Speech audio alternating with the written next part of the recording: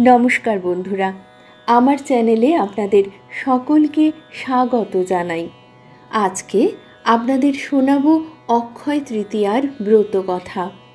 এই বছর অক্ষয় তৃতীয়া পড়েছে 10ই মে 2024, বাংলার 27শে বৈশাখ 1431 শুক্রবার। তিথি শুরু হবে সকাল 5টা 45 থেকে, সমাপ্ত হবে পরদিন ভোর 4টে 51। অক্ষয় তৃতীয়ার বিশেষ ধর্মীয় মাহাত্ম্য রয়েছে।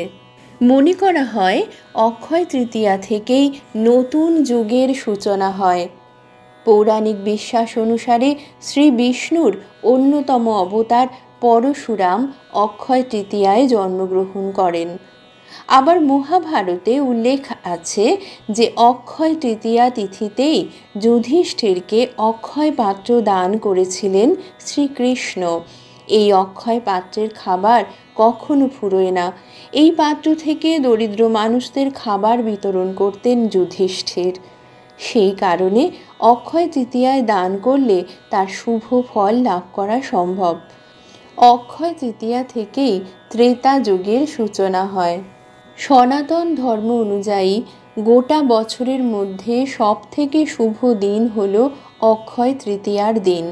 এই দিনে যে কোনো শুভ কাজ করা যায়। এছাড়া কেনাকাটা করার জন্য অক্ষয় তৃতীয়া অত্যন্ত শুভ দিন।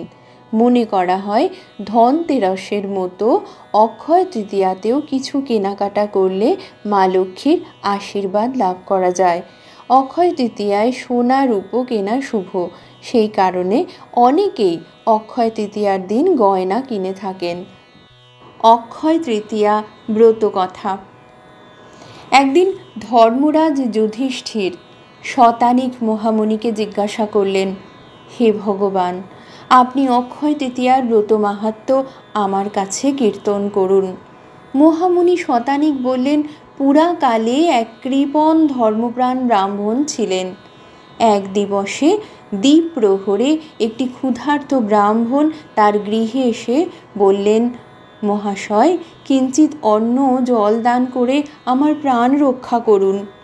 ব্রাহ্মণ কর্কশ বচনে বললেন, যাও যাও, এখান থেকে যাও, আমার ঘরে অন্ন জল কিচ্ছু নেই।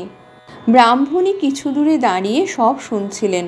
তিনি ব্রাহ্মণকে বললেন, হে নাথ, ক্ষুধার্ত অতিথি যদি আপনার গৃহ থেকে বিমুখ হয়ে যায় তবে এই গৃহেতে কী বা কাজ, ধন সমৃদ্ধিতেই বা কী বা ফল। এই বলে অতিথির দিকে মুখ ফিরিয়ে মধুর বচনে বললেন, ঠাকুর, আপনি বসুন, আমি অন্ন জল এনে দিচ্ছি। তারপরে ব্রাহ্মণী সুশীতল জল, নানারূপ ব্যঞ্জন অন্ন এনে অতিথিকে প্রদান করলেন। অতিথি সেই অন্ন জল গ্রহণ করে পরম পরিতুষ্ট লাভ করলেন। তিথি মাহাত্ম্যে সেই অন্ন জল দান উভয়ের অক্ষয় হয়ে রইল। কালক্রমে ব্রাহ্মণের মৃত্যু হল। ব্রাহ্মণের মহাপ্রয়াণ হলে যমদূতেরা এবং বিষ্ণুদূতেরা এসে উপস্থিত। বিষ্ণুদূতদের দেখে যমদূত বলে উঠল, তোমরা এখানে এসেছো কেন? এই ব্রাহ্মণ মহাপাপী, একে নেবার কোনো অধিকার তোমাদের নেই। বিষ্ণুদূতেরা বলল, তোমরা ভুল করছো। এই ব্রাহ্মণের পত্নী অক্ষয় তৃতীয়ার দিনে অভুক্ত ব্রাহ্মণকে অন্ন জল দান করেছে। তাতেই এই ব্রাহ্মণের জন্ম জন্মান্তরকৃত সকল পাপ ক্ষয় হয়ে গেছে। তোমরা এর প্রাণ নেবার অধিকারী নও।